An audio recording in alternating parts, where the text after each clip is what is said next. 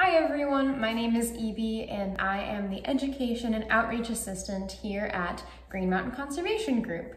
And today we're going to be talking about what is a watershed. And so I'm going to give you a verbal definition first, but then we are going to do a cool activity in which we will build our own watershed to help us visualize it. So, a watershed is an area of land that sheds all of the water that falls on it in the form of rain or snow into the lowest point. That could be a lake or, in our case here, the Atlantic Ocean. Watersheds are defined by the height of the land because gravity is constantly pulling the water down, so the water is flowing downhill into that lowest point. In the United States, the largest watershed is the Mississippi River watershed, which encompasses over 1 million square miles, covering land from the Appalachian Mountains in the east to the Rocky Mountains on the west. And here at GMCG, we care a lot about watersheds. We are what we call a watershed-based organization, so our research, education, advocacy, and land conservation are focused on the Ossipee watershed, which is where we are here in our main office building in Effingham, New Hampshire. The Ossipee watershed is a sub-watershed of the Saco River watershed, which is one of the 5 major watersheds in the state of New Hampshire. All right, so we're going to move on to our activity next. You can either just follow along with me as I do it, or you can gather your materials and do it as well. If you're going to gather your materials, the things that you will need are some sort of tray, basin, bucket, or pan in case the water spills. Things like cups or mugs to help create your watershed. Some way to spray water. Some food coloring of any color, and then a sheet of plastic that you can put over your cups to help create land. Let's get started. Okay, so now we are going to construct our watershed. I have assembled my cups on my tray so that I've got sort of a space in the middle, and I'm considering these cups to be my mountains, and inside is going to be my valley.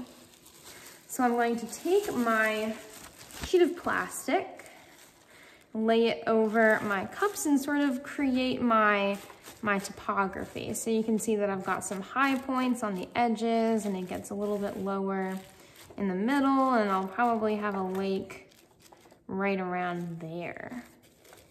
Okay, now that I have my watershed, I need to add some water to it. I'm going to be using this bottle, but if you have a mister, that would also work really well. And I'm just going to start spraying to simulate rain, and let's see what happens.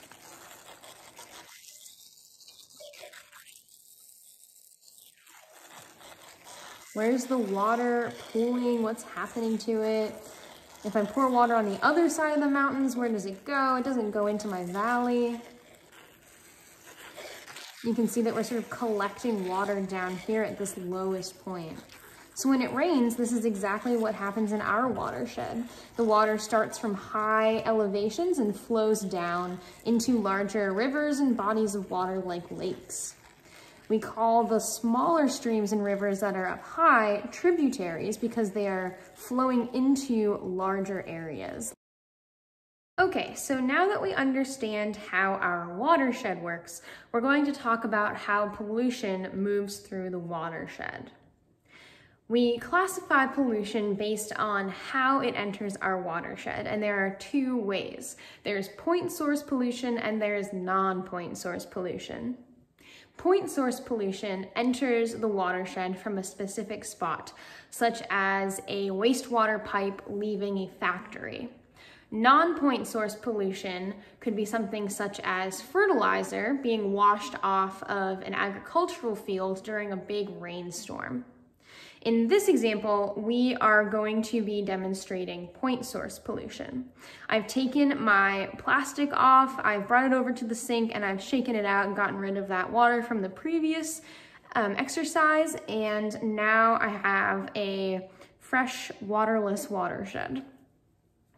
So I'm going to be adding a tiny dot of food coloring to symbolize our point source pollution. Let's say that there is a textiles factory right over here, and it's got a pipe with all of its wastewater that leaves the factory and deposits the wastewater right there.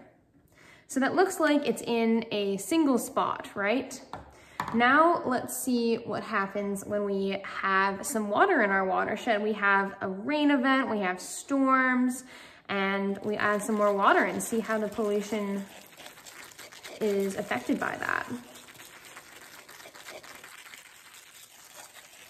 Is it staying in the same spot? How is it moving?